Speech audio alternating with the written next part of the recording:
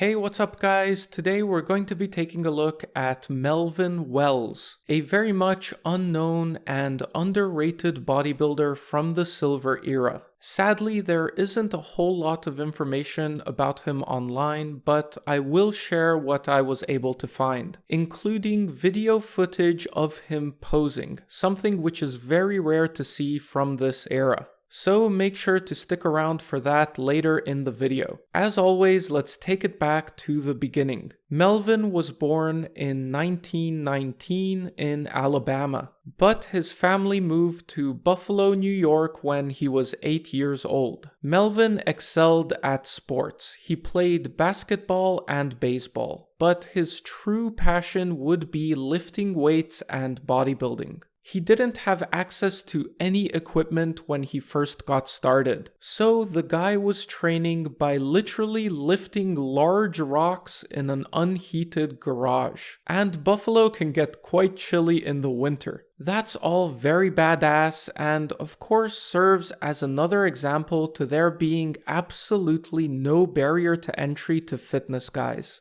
You really don't need anything other than determination to get started. And anyone who says otherwise is just looking for excuses. Melvin spent some time in the Air Force during World War II, and when he returned to civilian life, he finally got himself a dumbbell and barbell set so he could take his training to the next level. Even though he was entirely self-trained and didn't have a coach, his physique would advance rapidly, so much so that his friends began calling him Hercules, which then turned into Buffalo Hercules. It seems like this is quite a popular nickname for muscular guys, since he is now the third Hercules to be featured on this channel, after Manahar Eich and Steve Reeves. Melvin would perform at a show held for Bob Hoffman's birthday in 1948. Bob Hoffman, in case you didn't know, was one of the most prominent figures in bodybuilding at the time. He was the owner of York Barbell and founded both Muscular Development magazine and Strength and Health magazine. He was kind of a big deal and would throw these massive birthday parties with physique and strength shows, which would end up being an excellent opportunity for our friend Melvin. I'll read you a description of his performance at the show. This was written by one of the spectators called Charles Smith. Melvin walked on the stage. The curtains parted. He took his jacket off. There was dead silence for 30 seconds. And then pandemonium broke loose. Never have I heard a roar like it before. It was a sheer cry of amazement, of almost disbelief. It seemed hardly possible that a man could be so big and yet so purely muscular. His arms tape 18¼ inches cold. Pumped up, they measure a full 19. Yet you can see every fiber. It almost seems like he has no skin. His anterior deltoids run across his upper chest and meet there. The trapezius stands up from his back a full inch. The back development defies description.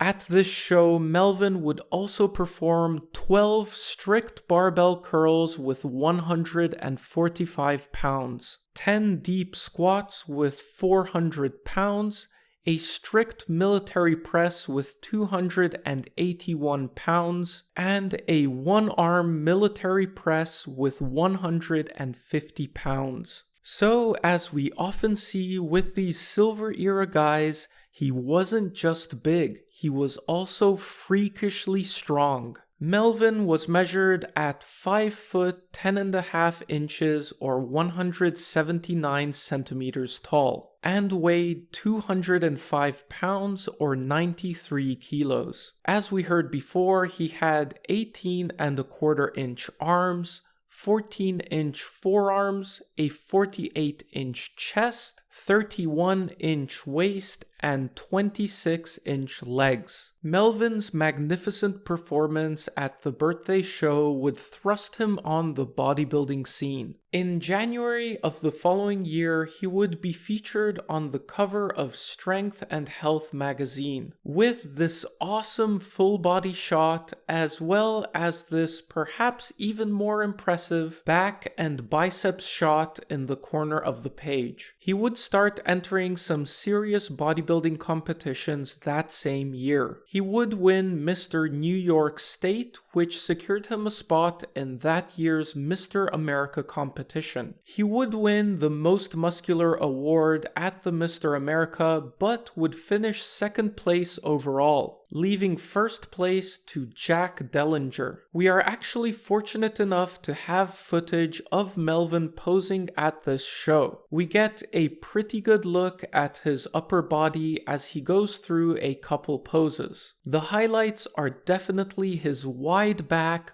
bulging traps, and of course those freaky looking arms and shoulders. It's super rare to have videos of bodybuilders from this era, especially in relatively decent quality as we have here. So this is certainly quite the privilege to see. In 1950, Melvin would once again enter the Mr. America competition and once again secure the Most Muscular award, but end up second place overall, this time leaving first place to John Farbotnik. It would later come out that Melvin felt extremely bitter about this decision. While the judges and spectators were most impressed with Melvin's upper body, they found Farbotnik's physique to be more balanced, with better legs and also better posing ability. However, Melvin and others felt he didn't place higher because of the color of his skin. Look, I won't comment on this since I'm not a subject matter expert, so I'll let you make up your own mind. But I will say that it wouldn't surprise me if Melvin's placings were influenced by some element of discrimination. And many modern observers do seem to believe that he should have been the first black Mr. America. In any case, there's no doubt that Melvin had an amazing physique, and it's a shame that he's not very well known today.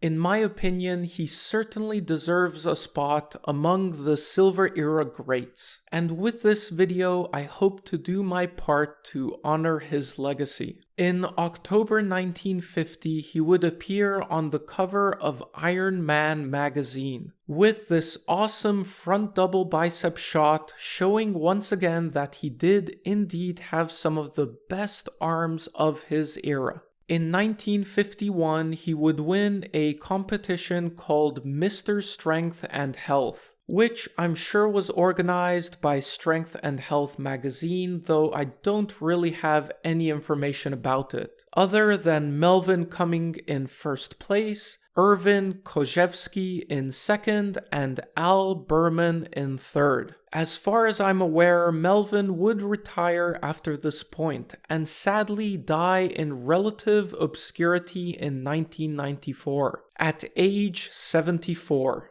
If you guys happen to have any more information about Melvin, please do share it in the comments. Alright, that's about it for today. I spend a lot of time on these videos trying to bring you guys fresh, old school bodybuilding content. So if you enjoy what I do here, please show your support with a like and subscribe to the channel to stay up to date. We recently just passed 100,000 subscribers a couple days ago, which is absolutely unbelievable, and I cannot thank you guys enough for your support. All these thousands of comments you guys have left on my channel really means so much to me, and it's truly amazing to see just how much interest there is for this sort of content. The natural renaissance is underway, my friends. I've got so many videos planned for 2023, I feel like I'm just getting started. Thank you once again, and Happy New Year to all of you.